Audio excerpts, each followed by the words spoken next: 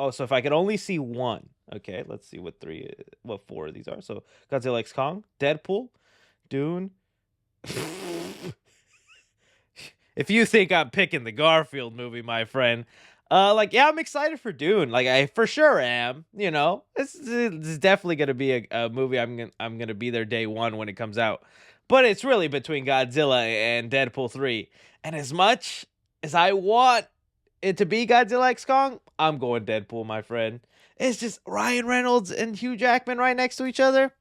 Doesn't get better than that. And well, hey, on that subject, let's talk about some of the Deadpool updates. So before we get on to this, I guess minor spoilers and stuff, even though I don't think it's that big of a spoilers what we're talking about. It's like really minor stuff. So, but if you really want to go completely blank into Deadpool 3, there you go. So, couple of things. One, we did get an update about Taylor Swift being included in the movie. Let me see if I see that's something else we're going to talk about in a sec.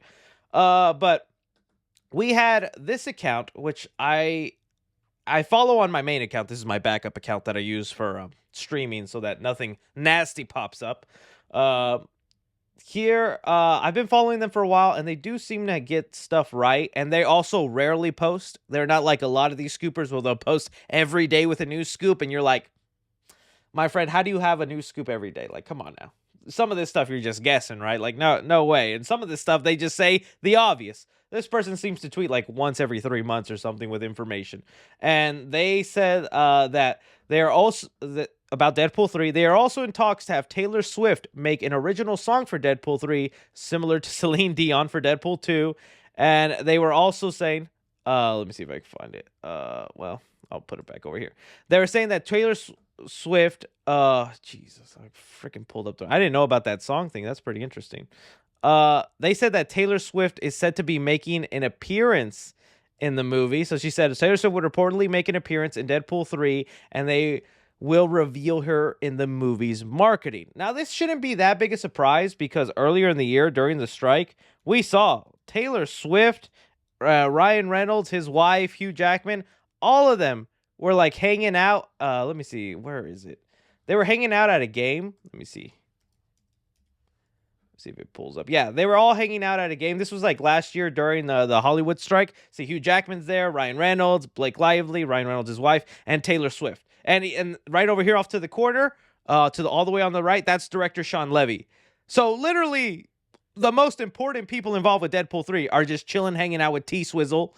And it's pretty obvious they're going to include her in the movie. She's said to be playing the character of Dazzler. That would be kind of like a great one. I think that character's superpower would fit Taylor Swift perfectly. She even shows up in one of the X-Men movies. I forget, Dark Phoenix, one of the last X-Men movies made by Fox. And I think it'll just be like a quick cameo, nothing huge. But the idea that they're going to use Taylor Swift in the marketing is genius. Because if you weren't around last year when Taylor Swift had her movie concert, it was going to be released the same day as Exorcist Believer. October the 13th, which was a Friday the 13th, a pretty great release date for horror movies, right? Because Friday the 13th, like people love spooky movies then. So Taylor Swift comes out, her movie is selling, pre-ordering tickets like crazy, and Exorcist is like, yeah, we're going to move our release date because we're afraid of Taylor Swift. She has that box office draw. So to get the Taylor Swift loyal fans part of Deadpool 3 and show it in the marketing, that's just smart. Because, bro, yeah, I was getting a phone call. Sorry, my friend was calling me. But I'm streaming. You're my friend right now. So right here with this, that's just smart. Because the movie's also rated R. We keep forgetting. Well, we don't forget, but we realize it doesn't have the potential to make as much money as a PG-13 comic book movie. Especially at a time where even regular comic book movies are not doing that great just because people don't seem that interested. Rated R already knocks it down another level. You get Taylor Swift fans in there, they could help us hit that Billy. I hope we hit that Billy for Deadpool, man, because that would be awesome. So there was that. And then a scooper leaked out the first look of the Hugh Jackman Wolverine mask. So let's take a look at that bad boy. I believe this account has it posted. So this is coming from the account Can We Get Toast? That has had reliable stuff in the past. And this is what they're claiming. Like, they're saying this is the exact mask. So I don't know if this account was able to get their hands on actual leaks, toys, marketing. Who knows how they got it in there? But this is what they're saying is the Hugh Jackman mask.